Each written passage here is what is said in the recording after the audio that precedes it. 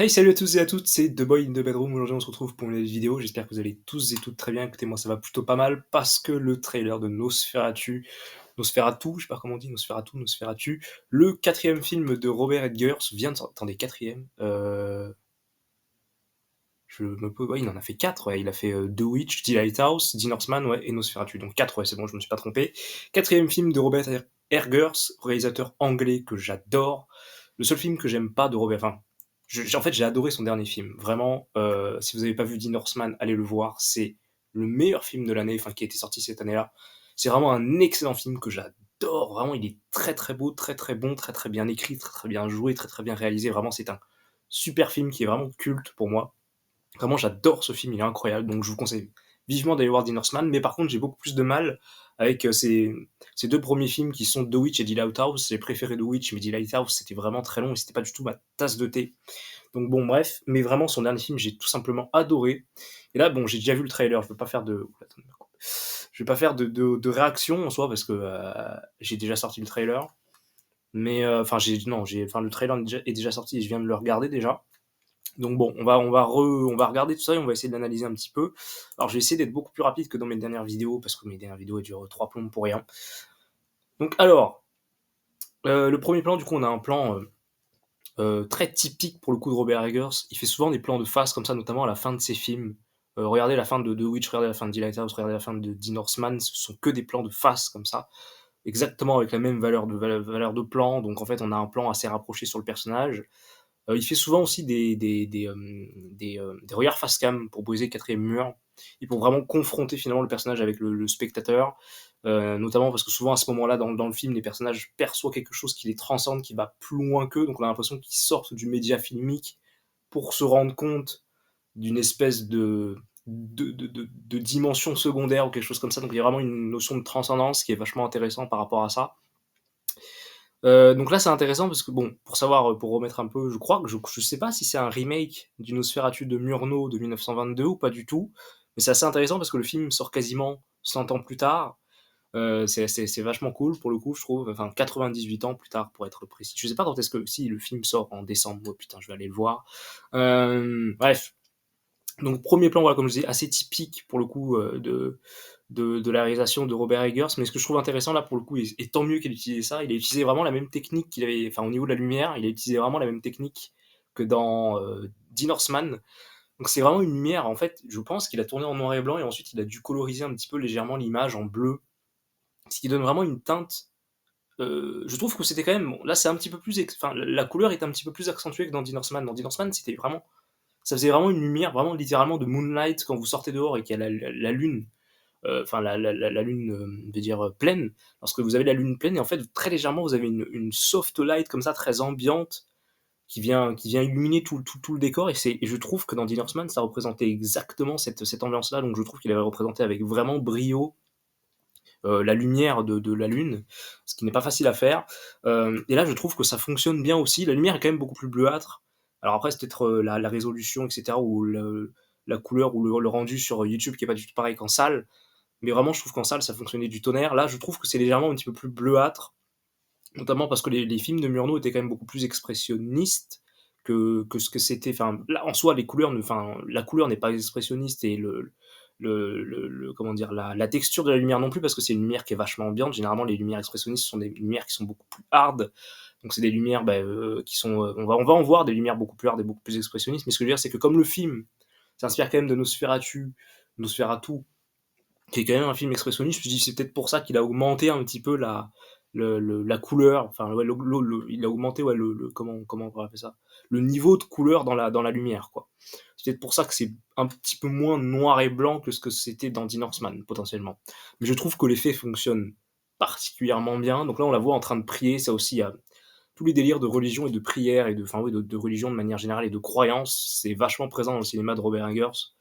Et puis il base beaucoup aussi son cinéma sur des récits bibliques. Alors je sais pas trop de quelle religion, mais d'anciens récits du Moyen Âge, etc., mais qui sont du coup vachement inscrits dans la religion, parce qu'à l'époque, les croyances étaient beaucoup plus... Bon, la chrétienté, c'est une des croyances les plus répandues dans le monde, il me semble, mais à l'époque, c'était encore plus accentué, donc Donc c'est normal en fait que ces films sont quand même beaucoup centrés, voilà, sur cette thématique-là et donc on la voit tout de suite visuellement là avec, Lily Rose Depp qui a l'air d'être d'ailleurs parfaite pour le rôle.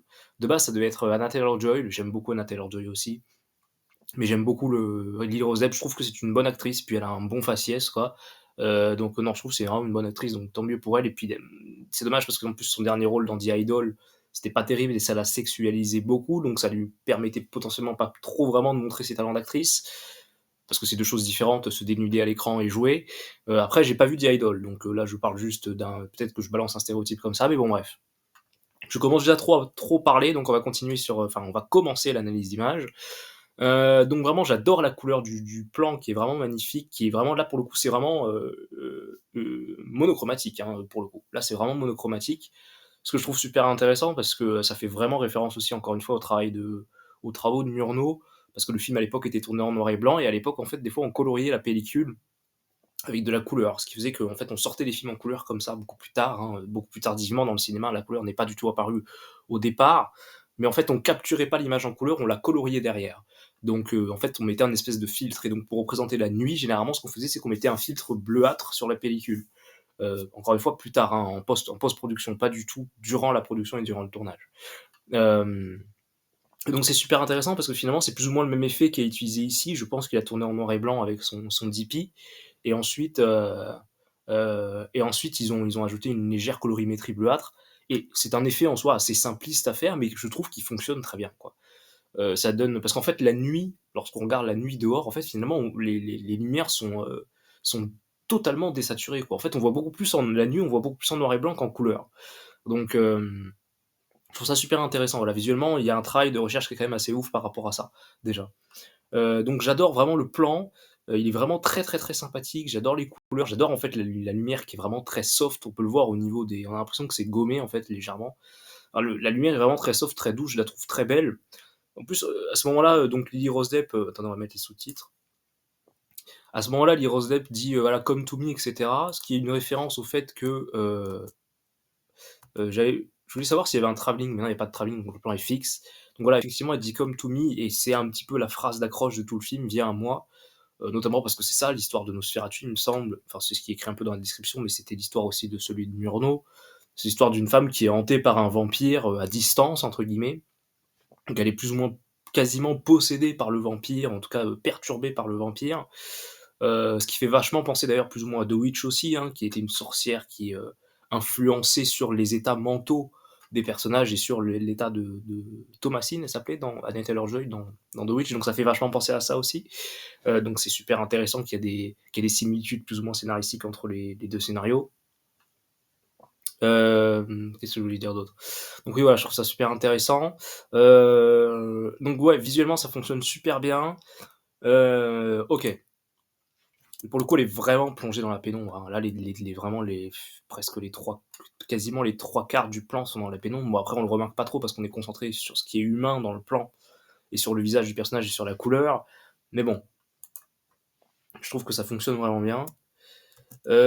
Donc d'ailleurs c'est assez intéressant parce que du coup, en fait, on voit légèrement des reflets et comme elle pleure, les reflets sont encore plus accentués par l'humidité.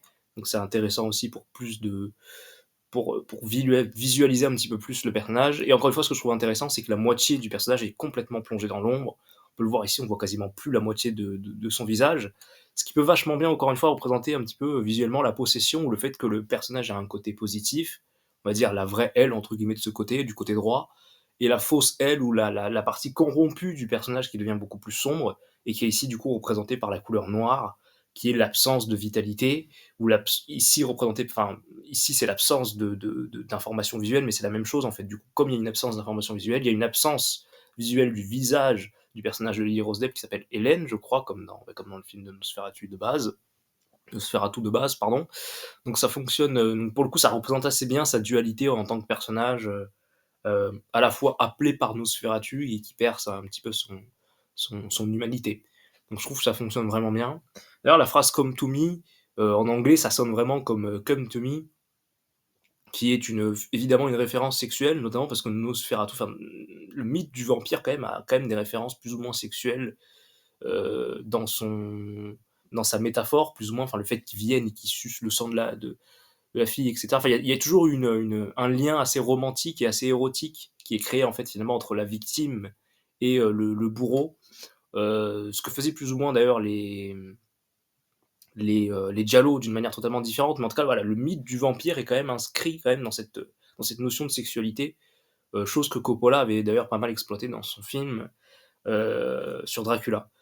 Mais bon, et donc du coup, voilà, en fait, il passe son temps à répéter, voilà, qui vient pour toi, qui vient pour toi. Bah, il y a, voilà, il y a cette notion aussi de plus ou moins de jouissance qui est plus ou moins abordée, je trouve, par rapport à ce propos-là.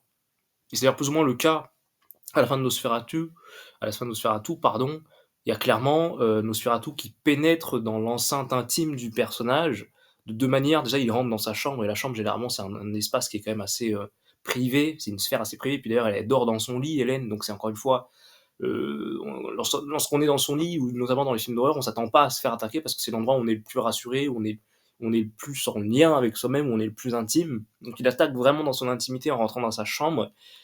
Puis d'ailleurs, il y a une notion de voyeurisme aussi parce il la regarde à travers la fenêtre, et puis c'est d'ailleurs Hélène, voilà, est en train on va le voir après dans le trailer, est en train de prier à travers la fenêtre pour qu'il puisse venir. C'est d'ailleurs une technique pour le tuer, hein, à ce moment-là. Comment dire, c'est une ruse de la part d'Hélène d'appeler le Nosferatu, le Dracula, pour qu'il puisse se faire brûler au soleil le lendemain matin. Mais voilà, de base, elle appelle quand même à travers la fenêtre, et donc ensuite il vient. Au début, je crois qu'il observe, je suis pas sûr, mais je crois qu'il observe à travers la fenêtre. En tout cas, il y a un plan dans Nosferatu, on le voit observer à travers la fenêtre, un plan qui est d'ailleurs assez connu, qui fait évidemment référence, voilà, à du voyeurisme évident, voilà, là, un petit peu entre guillemets le pervers qui observe la fille dormir dans son lit. Et puis pour parler encore une fois de pénétration aussi, enfin plus ou moins, il y a un moment donné où il y a un plan avec, notamment dans le film de base, mais qu'on va revoir ici d'ailleurs, il y a un plan qui fait vachement référence à ça, et qui est très intéressant d'ailleurs, on va en reparler tout de suite après. J'espère que l'image ne va pas bugger comme ça pendant le rendu, parce que là ça bug, mais j'espère que ça buggera pas, mais bon bref. Comme moi je vois que ça bug, j'espère que ça buggera pas pour vous. Euh, Qu'est-ce que je disais? Oui, je disais qu'il y a un plan qui fait vachement référence aussi à une espèce de, enfin, oui, qui est une référence métaphorique à la pénétration, notamment parce qu'à un moment donné, en fait, il y a la main de l'ombre de Nosferatu qui vient se mettre sur le corps de Hélène et qui vient toucher son cœur, mais le cœur c'est au niveau de la poitrine aussi, donc il y a voilà, une référence un petit peu d'attouchement ou plutôt d'agression. Puis quelque part, il touche son cœur aussi sans son consentement, donc en fait, il rentre littéralement en elle, et c'est ce que dit plus ou moins Hélène à un moment donné dans le trailer. Est-ce que le mal, il vient de l'extérieur ou de l'intérieur? Ben, c'est un peu des deux, malheureusement, il vient de l'extérieur et il rentre à l'intérieur, c'est un peu ce que représente la scène de fin du film pour moi, dans Nosferatu. Donc bon, bref. Donc le plan vraiment fonctionne du tonnerre. J'adore ce plan, oh là, magnifique. Magnifique plan, vraiment, que j'adore. On voit qu'il joue beaucoup avec les silhouettes, et ça c'est super intéressant parce qu'encore une fois, il s'inspire vachement du travail de Murnau, qui jouait beaucoup avec les silhouettes du vampire à la fin du film. Enfin, c'était vraiment l'ombre projetée du vampire qui était sur le mur. Et là, c'est la même chose, il joue avec la silhouette. Encore une fois, c'est hyper monochromatique. Je sens que c'est deux plans totalement différents, hein. Je veux dire, d'ailleurs, on est dans le noir, et je crois que c'est un plan où elle est dehors toute seule. Après, on va le voir juste derrière. Là, ce qui est intéressant, c'est qu'il a fait un plan de l'autre côté, donc un contre-champ total de dos, qui cette fois la présente vraiment comme une silhouette toute noire, donc comme une absence encore une fois, il y a une absence d'humanisation au niveau de sa représentation, parce qu'en fait, elle est toute noire. Donc, il y a deux choses qui font qu'il la déshumanise. La première chose, c'est qu'on la voit de dos, c'est-à-dire qu'on voit pas son visage, donc on ne peut pas regarder ses yeux, on ne peut pas s'identifier à son regard, parce que lorsque vous parlez à quelqu'un, la première chose que vous observez chez cette personne, c'est ses yeux, et c'est ce qui caractérise de son humanité. Si vous mettez un visage et que vous enlevez les yeux, pour vous, ce visage ne sera plus du tout humain. Alors qu'à la limite, si vous enlevez les cheveux, si vous enlevez le menton ou la bouche, etc., ça va paraître plus ou moins réaliste. Enfin, plus ou moins, pas forcément perturbant et toujours humain. Alors qu'en fait, vous enlevez le regard, tout de suite, c'est beaucoup moins humain et beaucoup moins attrayant. Donc voilà. Vraiment, il la déshumanise par rapport à la perte de regard, par rapport au fait qu'il la filme de dos. Le dos aussi, il y a une notion vachement de vulnérabilité. Généralement, on filme les personnages de dos lorsqu'ils sont vulnérables. En plus, ce qui est super intéressant là, c'est qu'il y a un travelling avant qui est superbement bien réalisé. Je trouve qu'il fonctionne vraiment très bien parce qu'en fait, on s'attend à voir. En fait, là, on a un lien. Enfin, je sais pas si, je pense pas que ce sera comme ça dans le film, mais ce qui est intéressant, c'est que dans le plan d'avant, le plan était totalement dans le noir.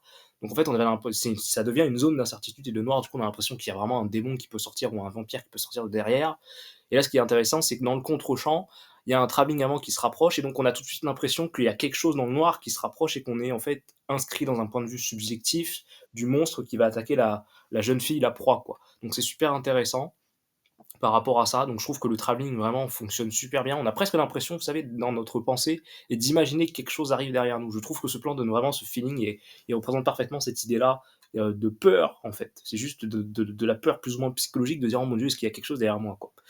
Ce que je trouve super intéressant aussi, c'est que, il y a, donc comme je vous ai dit, il y a du noir, elle est de dos, donc le noir représente vraiment encore une fois le manque d'humanité du personnage.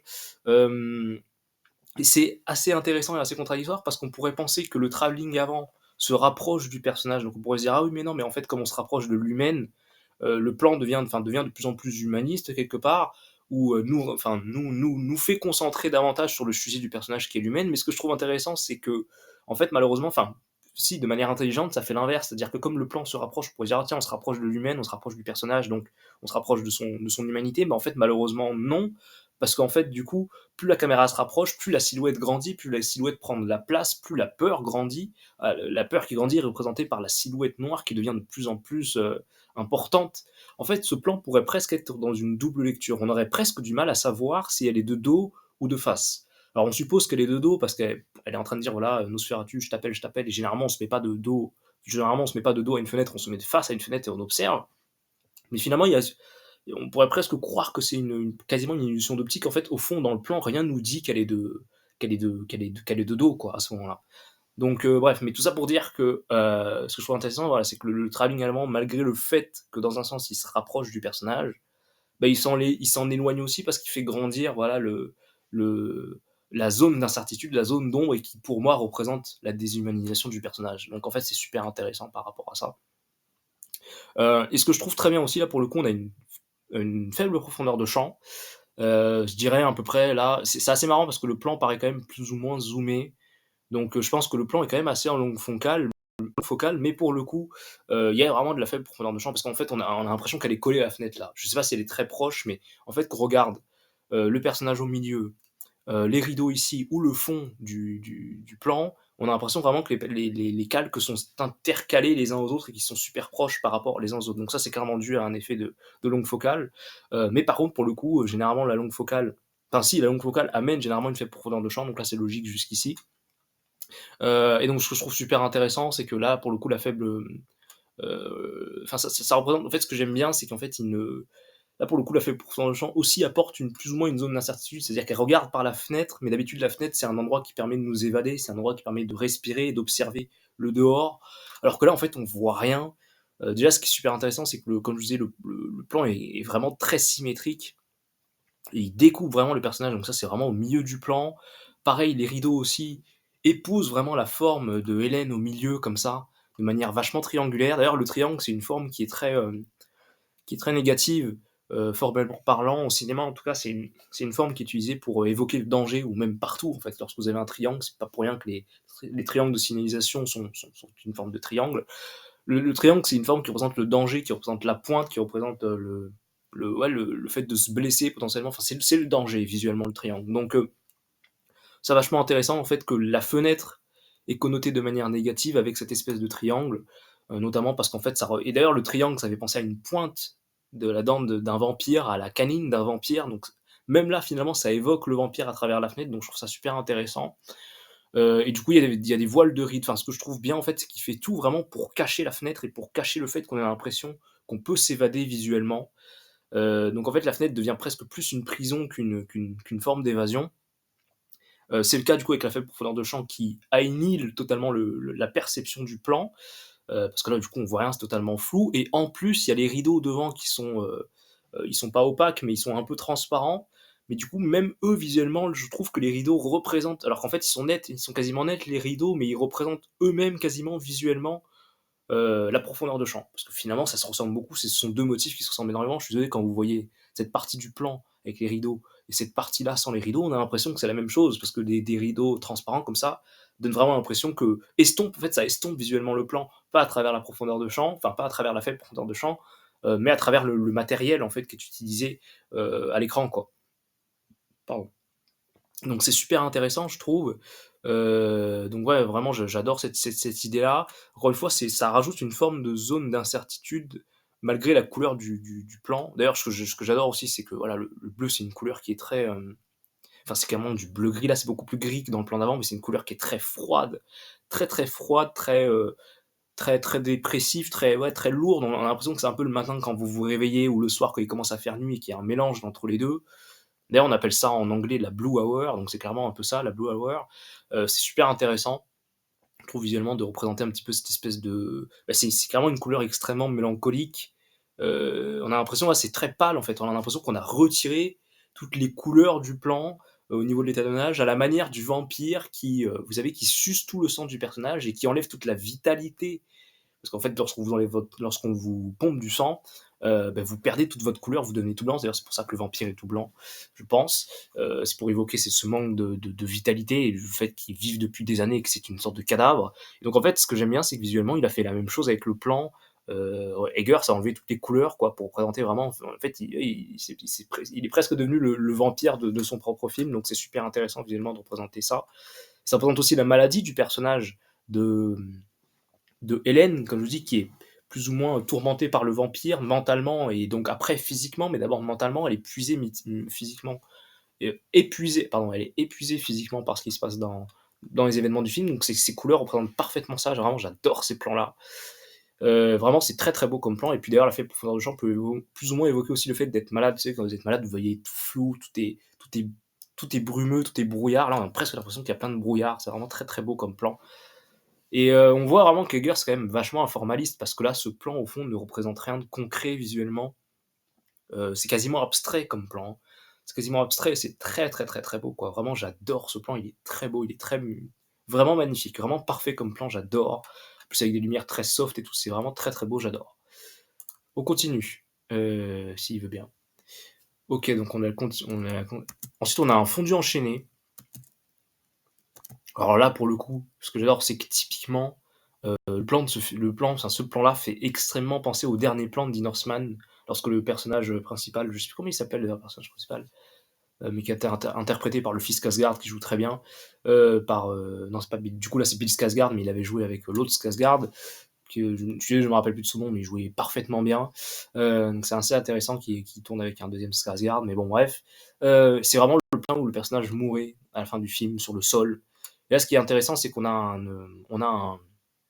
un fondu enchaîné qui lie vraiment les deux, encore une fois, les deux dimensions qui sont différentes. En fait, le premier plan, je me demande si, en fait, il y a trois plans différents. Enfin, là, le plan de face, en fait, là, elle est clairement au sol, mais on a du mal à identifier qu'elle est au sol, on suppose, parce que j'ai vu le trailer, on voit qu'elle est au sol, mais clairement, on a du mal à l'identifier, on pourrait croire que c'est exactement le même plan que le début, lorsqu'elle prie. Donc là, pour le coup, il y a quand même beaucoup plus de couleurs, son visage quand même est beaucoup plus dans la lumière que tout à l'heure où elle était vachement dans la pénombre. Mais là, pour le coup, on a le même travail au niveau de la lumière soft et tout, sauf que la lumière est un petit peu plus en hauteur, quasiment un petit peu plus de face, pour le coup. Encore une fois, une lumière très bleue, qui enlève beaucoup de vitalité, etc. Euh, ok, donc là, ce qui est super intéressant, enfin, attends, on va revenir. Euh, oui, bon, en gros, elle se fait étrangler par une forme invisible qu'on ne perçoit pas. D'ailleurs, c'est assez bizarre parce qu'en fait, c'est bizarre parce que pour le coup, je trouve que là, ce plan est vraiment magnifique, quoi. Vraiment incroyable. Visuellement incroyable.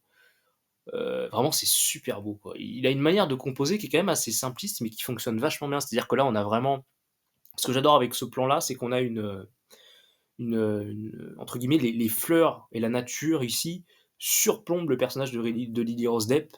La nature, enfin, c'est plus ou moins blanc, mais enfin, il y a quelques teintes de blanc, mais en fait, c'est quand même vachement beaucoup plus sombre. Si vous foutez vos yeux, enfin, vous verrez, enfin, si vous plissez vos yeux, vous verrez que c'est quand même plus du noir qui surplombe le personnage. On a vraiment l'impression que les arbres ou que la sombrité tombe sur le personnage de Lily Rose Depp et l'étouffe littéralement. C'est un plan qui fait très pictural, hein, dans le sens où on a vraiment l'impression que c'est une peinture de la Renaissance avec des lumières très soft, avec un personnage féminin habillé en robe blanche, etc. Il y a une notion de pureté aussi par rapport à la robe blanche qui fait très pure en fait, voilà, qui fait très très très jeune fille pure, qui quelque part va se faire plus ou moins, comment dire ça, de manière propre, euh, plus ou moins dépucelée par le vampire, où voilà, elle va perdre un petit peu encore une fois, de son intimité et de sa virginité. Et je pense que c'est représenté visuellement par cette espèce de toile blanche qui lui donne voilà, ouais, c'est vraiment la pureté, hein, la couleur blanche, c'est vraiment la couleur de la pureté, donc je trouve que ça représente assez bien ce moment-là. Là, vraiment, on pourrait croire, enfin là, visuellement, ça représente assez une scène de sexe, quelque part. Elle est couchée sur le sol, et on dirait presque qu'elle est en train d'accoucher à ce moment-là. C'est-à-dire qu'elle écarte les jambes, elle les lève quand même, elle les soulève. On a presque, voilà, en plus le fait là qu'elle crie et qu'elle se contorsionne dans tous les sens alors qu'en fait on voit rien en elle, ouais, on a l'impression qu'elle se fait, ça me fait beaucoup penser quelque part à cette image de, vous savez, cette fameuse image qui représente les attaques, enfin vous savez, c'est pas les attaques nocturnes, mais c'est des, merde, je sais plus comment ça s'appelle. C'est bon, vous savez, quand vous avez des paralysies du sommeil, voilà. Ça me fait beaucoup penser à cette image de paralysie du sommeil où il y a une femme qui est couchée, il y a un espèce de monstre sur elle. Ce plan représente un petit peu ça, sauf que là, le monstre est représenté par son absence, en fait. Par son absence, et c'est super intéressant parce que du coup, encore une fois, c'est le sombre, c'est la zone d'incertitude, et le fait que Lily Rose Depp soit vraiment placée en bas du cadre, vraiment dans l'infériorité du cadre, et du coup, il y a toute la supériorité, il y a les deux tiers du cadre qui vraiment tombent sur Lily Rose Depp et l'étouffent, et c'est super intéressant, c'est super bien fait à quel point il arrive à représenter avec brio la présence d'un monstre sans qu'on puisse le voir. Donc ça fonctionne vraiment très très bien, quoi, je trouve. Pardon. Bref. Du coup, ce que je trouve intéressant aussi, c'est que habituellement, la forêt, ça représente quelque chose de dangereux, notamment dans les contes, dans le folklore. La forêt, c'est le danger, même d'un point de vue évolutionniste, lorsqu'on était des Homo sapiens, enfin, lorsque nos ancêtres étaient des Homo sapiens, là, des espèces de singes. Le truc, c'est que la forêt, la nuit, bah, c'est là où il y avait des prédateurs, c'est là où on voyait pas, c'est là où c'était dangereux, en fait. Voilà. Il y a une notion de danger par rapport à la forêt. Et je trouve que là, encore une fois, c'est super intéressant parce qu'il représente de manière vachement poétique et de manière vachement jolie ce qui est censé être négatif. Ouais, pour le coup, voilà, en fait, encore une fois, les arbustes et tout, ça fait très prédateur. On pourrait presque avoir l'impression que les petits reflets de lumière sont des espèces de yeux de prédateurs qui luisent dans le noir, quoi. Donc, enfin bon, bref, c'est vraiment très très beau comme plan, vraiment, j'adore. D'ailleurs, il y a un truc qui est con, je viens de le remarquer, mais en fait, il y a une espèce de forme ici, comme ça. Vous voyez? Attendez, ma souris bug. Ici, il y a une espèce de forme, il y a une espèce de W qui se dessine, et pour moi, ça représente deux choses. Il y a une espèce de double W d'ailleurs, ici vous avez deux pointes ici. Ce que je trouve super intéressant, c'est que de une, j'ai l'impression que ça ressemble vraiment à des pointes ici de vampires. Vous en avez une là et une deuxième ici. Encore une fois, les triangles cette fois qui descendent vers Lily Rose Depp, qui pointe sur elle, qui la dévore, encore une fois. On a presque l'impression que c'est une bouche qui la dévore. Donc voilà, vous voyez, vous avez deux pointes ici. Mais de l'autre côté, on pourrait avoir l'impression aussi que c'est une chauve-souris. Genre là, on peut voir pour moi des. Bon, c'est peut-être moi qui vois un signe de Batman, mais des deux petites cornes de chauve-souris, et ici vous avez les ailes. Vous voyez? Je trouve que ça fait vraiment très, très chauve-souris aussi, quoi, visuellement. Donc vraiment, c'est magnifique comme plan, très très beau, super bien foutu, très bien réalisé. J'adore, vraiment j'adore. Et encore une fois, il y a une notion de symétrie qui est quand même assez intéressante. Là, vraiment, les arbustes sont quasiment symétriques. Et pareil, elle aussi, vraiment, elle est au bas du sol, mais le milieu de son corps est au milieu du plan, etc. Et puis ici, au niveau de sa tête, c'est exactement au même niveau qu'ici. Donc bref, on a vraiment une symétrie ici qui est axiale. Donc vraiment, c'est super bien foutu, j'adore. Très beau plan. Là, pareil, encore une fois, pour parler, comme je vous disais tout à l'heure, de la notion de viol, là, c'est quand même vachement représenté en fait, par les deux images qui sont liées ensemble, entre voilà, la fille qui se fait étrangler, et quelque part, bon, c'est assez intéressant parce qu'en fait, elle est étranglée, mais elle arrive quand même bien à crier, mais le fait de se faire étrangler, il y a une notion de domination dans le fait d'étrangler l'autre, d'avoir un contrôle sur la vie de l'autre, voilà, en fait, avec ses propres mains, entre guillemets, il supprime sa vie en serrant sa gorge, et comme de manière générale, en fait, voilà, lorsqu'on étrangle quelqu'un, bon là, c'est un trailer, donc du coup, elle arrive à crier, mais lorsqu'on étrangle quelqu'un, on a du mal à crier en fait. Donc là, il y a une notion de mettre sous silence la jeune fille qui n'a pas envie d'avoir des rapports sexuels. Et donc il y a clairement une notion de domination et de viol là qui est expressément représentée par cet acte-là, je trouve, d'étrangler la jeune fille qui est totalement en panique. Donc d'ailleurs, c'est assez intéressant en parlant de jeune fille. Le fait qu'il ait pris Lily Rose Depp, je trouve ça assez intéressant euh, parce que je trouve qu'elle a des grands yeux. Visuellement, bon, elle tient beaucoup du coup, de Johnny Depp et de Vanessa Paradis, mais du coup, je trouve que au niveau de son faciès, déjà, je trouve qu'elle ressemble assez quand même à une jeune fille, enfin, elle a le visage d'une fille en soi, alors qu'en fait, elle est quand même assez âgée comme fille, mais je trouve qu'au niveau de son visage, elle fait quand même assez, comment dire, pas dire bambin, mais elle fait assez enfantine quand même au niveau de son visage, elle a quand même des traits assez enfantins. Et pareil, au niveau de ses yeux, je trouve qu'elle a des grands yeux très noirs, ce qui donne beaucoup d'innocence à son regard. Vous savez, généralement, quand on est enfant, nos yeux sont beaucoup plus grands, beaucoup plus, ouais, on est un peu à l'affût, on a envie de tout découvrir, machin, mais visuellement, c'est le cas. Nos nez sont beaucoup plus petits, nos yeux sont beaucoup plus grands, donc ça donne tout de suite un aspect beaucoup plus mignon, quelque part, à la chose. est beaucoup plus enfantin, encore une fois, beaucoup plus innocent, quoi. Donc je trouve le fait d'avoir casté Heroes Depp, c'est vachement intéressant parce qu'encore une fois, il y a une notion de juvénilité qui est représentée par le physique de l'actrice, qui est super intéressante. Par le physique de l'actrice, mais aussi par les vêtements qu'elle portait, comme je vous disais, une espèce de robe de nuit. Déjà, c'est une robe de nuit, donc encore une fois, il y a une notion par rapport à la nuit, au nocturne, par rapport à ça. Mais encore une fois, le blanc, c'est la pureté. Donc quand on est pur, c'est qu'on est un enfant, c'est qu'on n'a pas vécu d'expérience particulière, notamment sexuelle. Heureusement d'ailleurs. Mais bref, donc c'est pour vraiment montrer la corruption de la jeunesse, en fait, quelque part. D'ailleurs, c'est assez intéressant parce que Nosferatu a une main qui est exactement de la même couleur que le visage de Lee Rosdepp. Et je trouve ça assez intéressant parce que ça montre presque déjà qu'il a déjà corrompu et c'est représenté visuellement enfin, qui sont similaires quelque part ou qu'il a déjà, ouais, comme je dis, qu'il a déjà un peu possédé et c'est finalement représenté par cette couleur, voilà, par cette. Vraiment, si je pipais, enfin, vous savez, quand on fait la pipette là, sur Photoshop et tout, si je faisais la pipette sur les deux couleurs, je suis sûr que ce serait quasiment exactement la même couleur. Et donc, ça représente que le lien entre les deux personnages et le fait que les personnages se soient confondus les uns avec les autres, ou plutôt que Nosferatu a réussi à se confondre avec Lily Rose Depp contre son gré. Donc, c'est super intéressant, je trouve.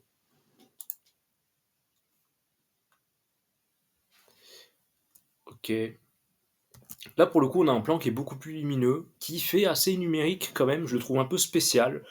Mais ce que je trouve intéressant, c'est que là, on a clairement une division en trois, enfin, j'allais dire en trois axes, mais non, c'est en trois parties, en trois tiers. On a le premier tiers avec les nuages, on a le second tiers quasiment totalement blanc, presque quasiment surexposé avec la lumière, et on a le dernier tiers, enfin, avec le ciel et la lumière, et on a le dernier tiers avec, comment dire, avec la ville. Encore une fois, il y a une insistance monstrueuse sur les pointes dans ce film. Ici, il y en a une ici, une là, une là, une là, et surtout une ici. Vraiment la pointe qui monte quasiment jusqu'au ciel, quoi. Encore une fois, je pense que c'est une église, donc potentiellement, encore une fois, il y a un rapport avec la religion. Même là, on voit une espèce de phare ou je sais pas trop quoi, mais il y a une croix qui ressort, donc bon, bref. Mais voilà, il y a une insistance monstrueuse sur les pointes. Là, qui pour le coup fait vraiment expressionniste, on a l'impression qu'on a vraiment grandi cette espèce d'épée. Ça fait une référence au pieu déjà de une, ça fait une référence aussi, enfin une référence au pieu de Nosferatu, mais ça fait bien sûr évidemment référence à ses canines.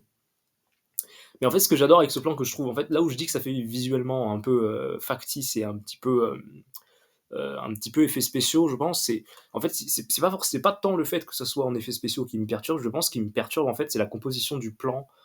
Parce qu'en fait, je sais pas si vous avez remarqué, mais ce n'est pas du tout naturel d'avoir des nuages qui ne descendent pas jusqu'à l'horizon. Habituellement, lorsque le ciel est couvert et qu'il est couvert complètement, en fait, les nuages se vont jusqu'à l'horizon et en fait s'éloignent jusqu'à l'horizon comme ça. Et donc en fait, on aurait dû avoir des nuages ici. Donc le fait de ne pas en avoir, c'est super bizarre comme visuellement comme image, c'est super perturbant, je trouve. Mais c'est très beau, hein. Franchement, c'est très très beau. Là, pour le coup, on a deux teintes. On a une teinte orangée et une teinte grise bleuâtre. On voit que les noirs, là, pour le coup, sont vachement décontrastés. Ils sont pas, c'est pas du tout des noirs profonds, contrairement à tout à l'heure où c'était quand même du noir profond. Et même ce qui est assez intéressant, c'est que la lumière est quand même assez douce. Pourtant, on est en début de journée. J'ai l'impression que d'habitude, la lumière est quand même vachement forte en début de journée. Mais là, même visuellement, la lumière est plutôt crème, quoi. Vous voyez, c'est du orange très crème. C'est pas du tout du orange hard, vraiment à fond la caisse d'un lever de soleil ou d'un coucher de soleil. Donc c'est quand même assez bizarre comme lumière, mais je trouve ça. Le plan vraiment est très joli, hein. Il est très très beau. Franchement, plus je le regarde, plus je le trouve vraiment bien composé. Il est vraiment très très spécial comme plan, très bizarre. Mais je ne sais pas ce que pourraient représenter les trois parties. Qu'est-ce que ça pourrait représenter visuellement. Bon, il y a un truc qui est assez clair, c'est que, enfin, là, ce que je trouve assez intéressant, c'est que la lumière déjà est cachée en contre-jour. Enfin, crée un contre-jour, mais la lumière est cachée derrière la pénombre. Donc, on a l'impression que, en fait, la lumière, voilà, elle se cache derrière. Je pense que ça va être un des plans de fin du film. Voilà. Je pense que ça va être un des plans de fin justement quand le soleil se lève et que ça va tuer Nosferatu. Je pense que ça va être vraiment un des plans de fin du film. Mais ce que je trouve assez intéressant, c'est que la lumière, du coup, est encadrée et enfermée dans de la pénombre. C'est-à-dire qu'en en fait, il y a de la pénombre en bas, il y a de la pénombre en haut, et donc on a l'impression que le soleil est enfermé entre les deux. D'ailleurs, ce qui est assez. Ah, ce qui est intéressant, je viens de remarquer un truc. C'est super intéressant parce que si c'est le plan de fin, le soleil qui monte ici, donc il sera présent que dans le tiers du milieu. Ce qui est intéressant, c'est que le soleil, du coup, tue les vampires. Et ce que je trouve vachement intéressant, c'est qu'en fait, du coup, cette espèce de case au milieu, cette espèce de rectangle, crée une forme de cercueil, en fait. Ça crée vachement une forme de cercueil. Je sais plus quel réalisateur disait oui, je sais plus quel réalisateur américain disait oui, le Panavision c'est utilisé pour filmer des cercueils et des serpents, bah, c'est un petit peu ça, plus ou moins, à ce moment-là. Sachant que j'ai pas regardé je crois que c'est du, attendez que je regarde. Ouais, ça doit être du, pardon, excuse-moi, je vérifiais peut-être le format du film, je pense que c'est du 16 neuvième. En tout cas, c'est pas du 2 quelque chose, c'est pas un très grand format. Enfin, au niveau de la, ouais, au niveau de la longueur, donc bon, je pense que c'est du 16 neuvième, quelque chose comme ça. Bref, mais vraiment, du coup, là, ça pourrait juste représenter visuellement le fait que le soleil soit mortel pour le vampire et que ça va le tuer et donc que ça va l'enfermer un peu dans un cercueil, symboliquement parlant. Le plan est vraiment très très beau, magnifique, j'adore, très très beau plan, vraiment incroyable, très très beau. Première teinte un peu jaunâtre du film. Alors, là ensuite, on a un plan qui fait très très très The Witch. Donc là, on retrouve les. Encore une fois, il adore faire une composition quand même vachement 2 tiers, un tiers. On l'a vu tout à l'heure avec Lily Rose Depp qui était au sol. Là, pareil, en fait, c'était des. Enfin, il y avait un autre tiers supplémentaire qui était dessiné dans les nuages. Mais là, en fait, c'est exactement la même composition. On a un tiers de terre en bas et 2 tiers de pénombre lugubre qui sont là. Le plan est quand même beaucoup plus lumineux. Mais encore une fois, ce que je trouve intéressant, c'est qu'il tourne pas au soleil. Voilà, il tourne quand il fait pas beau. Donc en fait, du coup, on a assez de lumière pour percevoir qu'il fait jour, mais en même temps, le plan est quand même vachement gloomy. Et on a quand même une omniprésence des nuages qui commencent à devenir un petit peu plus noirs et qui représentent du coup visuellement le malheur ou le fait que que la tempête va s'abattre sur les personnages. Et donc là, pour le coup, vraiment, le plan est vraiment, même l'herbe est quand même vachement grise, donc elle fait très morte aussi. Le plan est très très beau. Le plan est très très beau. Là, pour le coup, je crois qu'on a bah, enfin, je veux dire, une grande profondeur de champ. Je pense que le plan n'est pas du tout zoomé là. Je pense que c'est bon, c'est pas non plus du 20 mm, mais on a quand même une assez courte focale en soi parce qu'on arrive vraiment à percevoir tout le champ et puis il n'y a pas de déformation non plus visuelle. Donc je pense que ça doit être du 50 et quelques, quelque chose de comme ça, quelque chose comme ça. Mais ce que je trouve super intéressant, c'est que là, le personnage je sais pas si c'est un notaire ou je sais pas trop quoi, mais il est représenté vachement petit dans l'image, donc on se concentre pas vraiment trop sur lui. Encore une fois, les personnages donc là, en fait, c'est super intéressant. On a vraiment un panoramique qui est très fixe et qui fait vraiment référence aussi pour moi au panoramique qu'avait fait bah, justement Robert Eggers dans The Northman avec le corbeau. D'un coup, il y a un corbeau qui arrive et il y a un panoramique qui se faisait au milieu du ciel. C'était très bizarre. Parce qu'on s'attend à avoir une caméra volée, pas avoir une caméra panotée comme sur un trépied dans le ciel. Donc bon. Ensuite, pareil, donc là au niveau des teintes, on a quelque chose de beaucoup plus gris, beaucoup plus gloomy, encore une fois, mais pour le coup, j'aime pas trop cette ambiance visuelle qui fait assez, voilà, assez classique au niveau de la représentation enfin de décors un petit peu anciens, je trouve, au niveau du Moyen-Âge et tout. Ça fait un peu penser à Sleepy Hollow, pour le coup, de Tim Burton. Peut-être que je dis ça parce qu'il y a la présence de Lily Rose Depp qui me fait penser à Johnny Depp, du coup, mais là, je trouve que visuellement, c'est pas très très beau. Enfin, je trouve ça un petit peu moins impressionnant que les derniers plans qu'on a vus. Ouais, c'est vraiment très gris, là, encore une fois, c'est quand même assez désaturé. Il y a de la couleur, pourtant du bleu, du marron, du beige, mais tout ça est très, voilà, encore une fois, très désaturé. Et puis, il essaye aussi d'enlever la couleur avec de la brume. Voilà, il y a vachement de brume, là, qui est très nuageuse, encore une fois, donc il y a toujours la présence de cette espèce de nuage, voilà, un peu lugubre qui vient se poser sur les plans. Là, pour le coup, j'ai moins de choses à dire. Là, pour le coup, vraiment, j'adore aussi ce plan-là, qui est très très beau. Là, c'est intéressant parce qu'on a du coup une hard lumière Airsoft de la lumière, enfin, du soleil, mais la lumière est totalement blanche, quoi. Donc en fait, elle est vraiment sans couleur, quoi. Encore une fois, c'est quand même assez vachement monochromatique. Encore une fois, on a beaucoup de gris. En fait, c'est vraiment des nuances de gris. Là, légèrement, on perçoit la teinte un petit peu beige du visage de Lily Rose Depp, mais très franchement, on dirait presque du noir et blanc, quoi. C'était un peu le cas pour les plans d'avant aussi, mais là, ce que je trouve super intéressant, c'est vraiment que la lumière est super blanche, quoi. Elle est pas du tout colorée, donc pour moi, ça maintient vraiment la théorie que le plan qu'on vient de voir avec le soleil jaune, c'est vraiment le dernier plan du film qui va tuer Nosferatu, quoi. Parce que là, la lumière est complètement grise, quoi. Donc ça représente aussi, encore une fois, vachement la maladie du personnage, qui a l'air ici d'être malade, vu qu'elle est dans un lit blanc et tout, machin, ça fait vraiment très lit d'hôpital. Encore une fois, elle est habillée en blanche et tout, machin, donc bon. Puis généralement, on est habillé en blanc dans un hôpital aussi, donc bon, bref, mais je trouve que ça fonctionne super bien. Vraiment, le plan est quand même très très beau et j'adore cette idée-là, le fait de représenter le soleil qui est censé être une source de lumière vivante et qui est censé nous apporter de la chaleur, etc., des vitamines et tout. Là, c'est totalement blanc, quoi. Donc c'est vraiment encore une fois enlever toute la valeur du soleil, toute la valeur nutritionnelle du soleil. Visuellement, c'est très très intéressant et ça représente encore une fois la détresse un petit peu psychologique du personnage, quoi. Là, pour le coup, on est sur une grande focale, encore une fois, qui isole vachement le personnage avec une faible profondeur de champ. Mais là, ce que j'aime bien, c'est que la teinte bleutée qu'on retrouvait tout à l'heure dans le film, elle est présente légèrement ici avec le rideau. Donc vraiment, ce plan est super beau, quoi. Et d'ailleurs, ce que j'aime bien aussi, c'est que le plan n'est pas débulé, mais comme Lily Rose Depp est sur le côté, on a l'impression que le plan est débulé, du coup, et ce qui apporte un petit peu plus de perturbation visuelle. Et ce que je trouve intéressant aussi, c'est qu'elle panote, enfin sa tête est panote vers la gauche. Déjà, elle est quasiment dans la moitié gauche du plan, parce que c'est vraiment la petite lumière blanche ici qui découpe le plan au milieu, mais elle est vraiment dans la partie gauche du plan, et de manière générale, la gauche, ça représente le mal, de manière générale. C'est en fait, c'est le fait de ne pas avancer, c'est le fait de reculer, d'aller en arrière, de ressasser le passé, etc. Enfin, quelque chose d'assez négatif par rapport à la gauche, en tout cas d'un point de vue oriental. Voilà, la gauche c'est quand même assez rétrograde comme délire, donc bon bref, de toute façon voilà, elle a vraiment la tête penchée vers la gauche, donc ça va vraiment vers le mal, quoi. Donc voilà, un peu comme tout à l'heure quand je vous disais que la partie noire de Lily Rose Depp, qu'il a coupé en deux, ben en fait sa partie sombre était totalement à gauche aussi, donc c'était pas pour rien, quoi. Pareil pour le visage de Lily Rose Depp lorsqu'elle était couchée, qu'elle se faisait avec la scène avec les arbres et qu'elle était couchée au sol, son visage était encore une fois placé sur la gauche. Donc depuis tout à l'heure, il respecte quand même vachement cette ligne de conduite quelque part. Euh, donc là, on a un contre-champ qui est beaucoup. Encore une fois, il y a vachement la teinte du bleu qui est super intéressante. On a un petit peu, enfin, comment ça s'appelle, un petit papier peint qui est un peu bleu-gris d'ailleurs, vraiment c'est la couleur du film, hein. Le bleu-gris c'est vraiment la teinte du film, que ce soit dans les jours ou tout à l'heure quand il va faire vachement noir dans le château, c'est vraiment la teinte du film, quoi. C'est vraiment l'idée visuelle du film, quoi.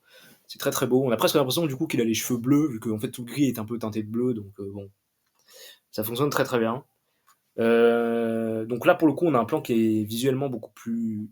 Là ça représente un petit peu Alors je pense que ça va être... comment il s'appelle, je pense que ça va être le personnage de Van Helsing, potentiellement, je pense, William Dafoe, parce que là, il est clairement dans la lumière, en plein de la lumière, de face.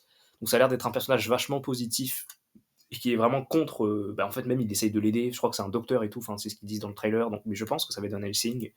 À moins que ça soit pas du tout dans Nosferatu, Van Helsing. Peut-être que je raconte une connerie, mais en tout cas, c'est lui qui va tuer, je pense, le Nosferatu, etc. Donc bon, voilà, ça a l'air d'être un personnage vachement positif et c'est représenté vraiment par la lumière. Il baigne vraiment dans la lumière, quoi, pour le coup. Très beau plan aussi, assez faible profondeur de champ aussi notamment, plan fixe qui fonctionne très bien, dialogue entre les deux personnages, ils sont tous les deux isolés parce que finalement ils sont pas, pour l'instant ils sont pas sur la même longueur d'onde, elle est beaucoup plus dans la pédonde et beaucoup plus corrompue par le mal alors que lui est beaucoup plus bénéfique, donc finalement ils sont pas sur la même longueur d'onde, quoi. Alors là on a un plan qui est magnifique, encore une fois les teintes bleuâtres, je vais pas reparler des teintes bleuâtres mais ça fonctionne super bien. La Moonlight, encore une fois, qui crée des ombres très soft et en même temps, on voit qu'il y a beaucoup de dynamic range, hein, qu'il y a vraiment beaucoup de nuances de noir. En fait, on a du noir vraiment bouché ici, mais en même temps, vous voyez le dégradé. Bon, là, le dégradé est mal fait parce que c'est sur YouTube, mais on voit vraiment le dégradé du noir complet jusqu'au noir un petit peu plus soft, jusqu'au gris. En fait, on voit plein de détails dans le noir. Donc, il y a vraiment énormément de dynamic range et c'est super beau, quoi.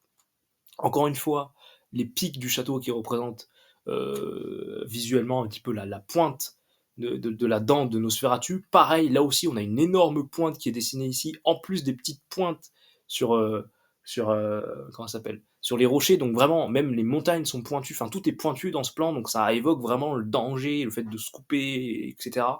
Et encore une fois, ça évoque bien évidemment le vampire. Donc c'est vraiment super beau comme plan. J'adore, c'est magnifique. Même on a une diagonale qui est dessinée par enfin, il y a un peu trois points dans le film, là, à ce moment-là. On a la calèche, enfin, trois points principaux qu'on remarque. On a la diligence, le château et la lune, et tous les trois un peu sont quasiment alignés quand la calèche va aller de ce côté. Tous les trois sont alignés. En fait, on a vraiment l'impression, enfin, même, en fait, c'est plus le chemin, le château et la lune qui sont tous les trois alignés sur le même segment. Et donc, on a l'impression que la lune dessine le chemin qu'il faut prendre, et même elle illumine littéralement le chemin qu'il faut prendre. Donc visuellement, c'est super intéressant, je trouve, comme idée, de lier les trois comme ça. Vraiment, c'est très très beau comme plan, vraiment, j'adore, c'est magnifique. Et le fait qu'il commence dans le noir aussi totalement, qu'il commence totalement dans le noir et qu'il s'extirpe du noir et qu'ensuite petit à petit ça révèle plus ou moins le château et tout, c'est super intéressant comme idée. Vraiment, c'est très très très très beau comme idée. Vraiment, j'adore ce plan. Super beau, quoi. Vraiment. Et il neige déjà. Celui-là, c'est un de mes plans préférés du film. Un travelling sur la porte dans le noir. Vraiment, le plan est magnifique. Encore une fois, hyper monochromatique. et on a un travelling, mais vraiment incroyable dans le creux, dans cette espèce d'antre, et ça aussi visuellement c'est très sexuel comme image, voilà, encore une fois, on a une image de pénétration, la caméra pénètre dans l'antre ici, bon là c'est l'antre du démon, mais tout est très noir, tout est très sombre. C'est très, très, très, très beau comme plan. Vraiment, j'adore. Travelling qui fait un peu référence au premier Travelling aussi qu'on avait sur Lily Rose Depp de dos. C'est presque un plan qui pourrait faire écho. Mais vraiment, j'adore ce plan. Il est super beau, quoi. En plus, d'ailleurs, il est vachement transparent comme plan. C'est-à-dire qu'on remarque vraiment. On remarque le travelling. Je sais pas si c'est dû au fait qu'il y a de la musique qui accompagne le mouvement de la caméra, ou si c'est dû au fait aussi que la caméra soit un peu plus haut et qu'elle tremblote un petit peu légèrement aussi. Vraiment, ce plan est incroyable. Il est super beau, quoi. J'adore ce plan. On a presque l'impression de voir d'être dans le point de vue subjectif d'un vampire qui vole ou d'une chauve-souris ou quelque chose comme ça. Ce plan est vraiment incroyable. Vraiment, vraiment, j'adore ce plan. Alors là, pour le coup, on a de la lumière, encore une fois, le retour de la lumière un petit peu plus jaune. Là, pour le coup, ce plan, je le trouve un peu moins terrible. J'aime pas trop. Enfin, même Nicholas Hoult, c'est un acteur que j'aime bien, mais là, je sais pas, ce plan m'inspire pas grand-chose, donc je vais passer, parce que quand ce plan m'inspire pas grand-chose, je vais pas passer trop de temps dessus. Pareil, encore une fois, les teintes bleues. Là, ici, on a une énorme contre-plongée, enfin, un panneau travelling en contre-plongée, euh, qui fonctionne plutôt bien. Je sais pas trop ce que ça représente, une espèce d'antre. Encore une fois, il y a beaucoup de pénombre. Les couleurs fonctionnent très bien. Là, pour le coup, encore une fois, on a un plan très typique de Robert Eggers sur la sorcellerie, sur le machiavélisme de manière générale. Il adore représenter des personnages souvent nus, de dos, un petit peu biscornus, dans des souvent de face aussi. Encore une fois, enfin de face quand je dis pardon, pas de face, mais souvent au milieu du plan avec des bougies, etc. Ça, c'est un plan qui fait très The Witch, qui fait très Dean Northman aussi lorsque les personnages avec Ethan Hawke et le jeune personnage. Je sais plus ce qu'il disait, mais en gros, ils discutaient dans une cave. Pareil, il y avait un délire de sorcellerie et tout. Bah, c'était avec William Dafoe, pardon, qui est de retour d'ailleurs dans le film. Mais voilà, il y avait des teintes beaucoup plus oranges, voilà, beaucoup plus. Enfin, c'est généralement la couleur un peu de la sorcellerie quand même, j'ai l'impression. Le orange. Et là, pour le coup, ça fonctionne bien. On voit un personnage tout nu, un petit peu, voilà, encore une fois, dos creusé, c'est assez monstrueux comme image. Pour le coup, là, il y a pas d'histoire vraiment de vulnérabilité. Enfin, si, le fait qu'il soit tout nu, il y a un aspect de vulnérabilité, mais le fait qu'il soit de dos courbé, il y a un aspect assez monstrueux par rapport à ce plan-là qui ressort de cette idée-là. Donc c'est un plan qui fonctionne très bien. Et puis d'ailleurs, on est vachement au bas du sol, encore une fois. On est concentré sur les derniers tiers du plan. La caméra est quasiment au sol, donc c'est quand même assez bizarre comme type de plan.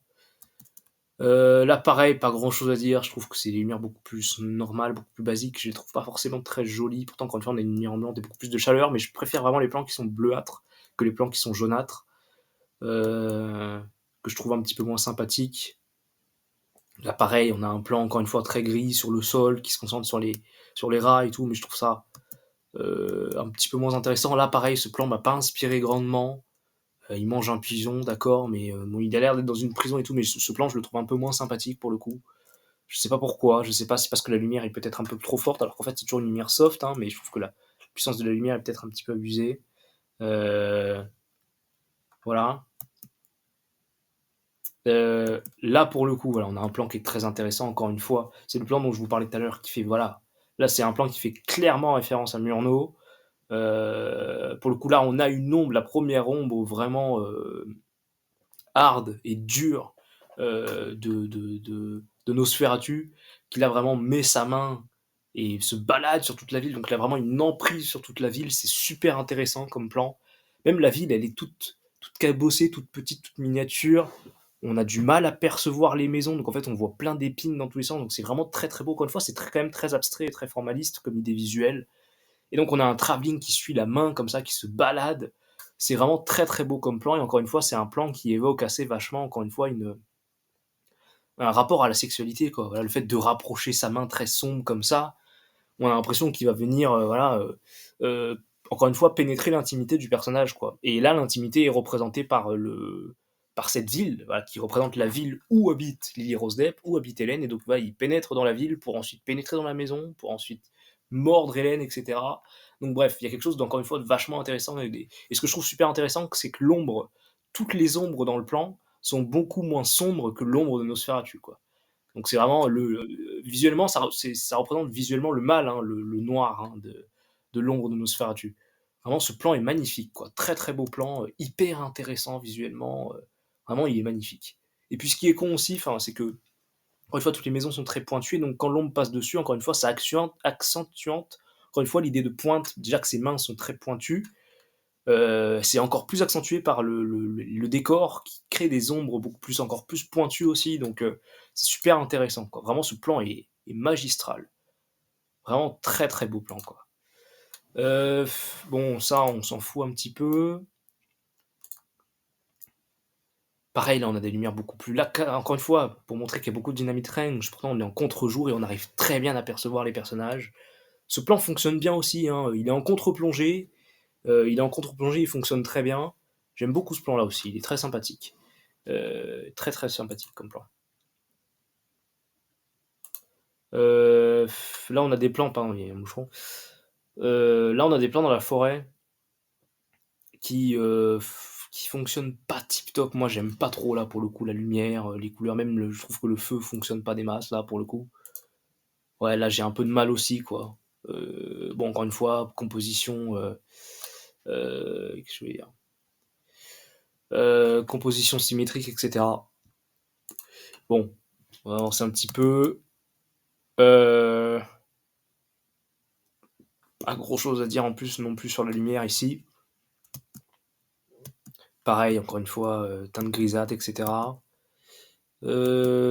Là aussi, pareil, j'ai un peu de mal avec beaucoup de feu et tout. Je trouve que là, pour le coup, les lumières sont beaucoup moins intéressantes, je trouve, visuellement. Enfin, les lumières chaudes, je trouve qu'elles sont pas tip top là pour l'instant dans le film. Là, j'adore ce plan qui fait clairement référence à Shining. Les deux petites filles, voilà. Moi, je trouve ça m'a tout de suite fait penser à ça quand j'ai vu le plan. Mais ce que je trouve intéressant, c'est qu'elles sont pas totalement nettes. C'est-à-dire que je vais vérifier, mais ouais, si. En fait, le plan au début, elles sont pas nettes, donc c'est quand même assez perturbant. Et ensuite, le plan recule. Et ce que je trouve intéressant, encore une fois, ce qui perturbe un petit peu l'œil, c'est que de base, euh, ce sont deux filles qui se ressemblent beaucoup, mais en même temps pas du tout. Il y en a une qui est beaucoup plus grande que l'autre au niveau de la hauteur. Il y en a une qui a les cheveux un peu marrons alors que l'autre a les cheveux blonds. Donc en fait, il y a une symétrie tout en ayant une asymétrie au niveau des visuels. Ce qui perturbe en fait l'œil. D'un premier coup d'œil, on a l'impression de voir les mêmes, mais ensuite, non, on voit qu'elles n'ont pas le même visage. Donc en fait, ça crée un léger effet de surprise qui perturbe, je trouve, l'œil du spectateur. Ce qui rend plus ou moins ce plan assez effrayant, je trouve, finalement. Notamment parce qu'il fait aussi beaucoup écho à Shining, je trouve, même si c'est pas du tout la même valeur de plan que Shining. Euh, alors, attendez, ça va vite là. Encore une fois, les lumières bleues qui fonctionnent très bien. On voit aussi l'inspiration de Coppola quand même, hein, par rapport à Dracula, je trouve. Hein. Donc là, on a un plan sur Nosferatu qui fonctionne bien aussi. Hein. Un plan de dos où en fait il se tourne, il y a un travelling, il commence à révéler son visage, etc. Je trouve que ça fonctionne bien. Même l'aspect fourrure lui donne un aspect quand même vachement, vachement animal, vachement monstrueux. Je trouve que ça fonctionne très bien. Ok, donc celui-là on s'en fout un petit peu aussi, ça c'est un plan un peu basique. Là je trouve que c'est un plan, moi, personnellement, qui fonctionne pas des masses sur moi. Pourtant c'est un plan, encore une fois, qui use encore une fois de l'histoire de la silhouette de Nosferatu. Mais là en fait je pense qu'ils auraient dû enlever le chien, parce qu'en fait je suis plus concentré bizarrement sur le chien que sur Nosferatu. Donc là effectivement on voit une grande ombre comme ça, qui a de la prestance un petit peu, mais je trouve que visuellement le plan fonctionne pas des masses. Je trouve il est pas assez dans l'ombre peut-être. Encore une fois, on voit beaucoup l'histoire de dynamic range qui fonctionne bien, mais j'ai un petit peu de mal avec ce plan. Enfin, c'est pas que j'ai du mal, mais je trouve que le plan fonctionne pas des masses. Je le trouve presque ridicule, malheureusement, comme plan. Je trouve que ça fonctionne pas, voilà. Parce qu'en plus, il a un autre animal à côté de lui, donc bon. Bon, bref, voilà. J'espère que vous avez aimé cette vidéo. Bon, en tout cas, moi, ça me tente grave, ce Nosferatu. Mis à part quelques plans, quelques idées visuelles qui m'intéressaient pas totalement, je trouve que le début du trailer était vraiment incroyable. Toutes les lumières bleuâtres sont magnifiques. Lily Rose Depp a l'air d'être parfaite pour le cast. Et puis Robert Eggers, c'est vraiment un bon, quoi. Donc franchement, j'attends beaucoup de ce film. Enfin, ça a l'air vraiment très, très, très, très bien. Après, peut-être que je regarderai, parce que j'ai pas vu Nosferatu, mais peut-être que je regarderai Nosferatu de base. Et puis je vais me renseigner sur le fait de savoir ou non si c'est un remake. Mais voilà, en tout cas, j'espère que vous avez aimé la vidéo. Moi, je vous dis à la prochaine pour une nouvelle. Ciao!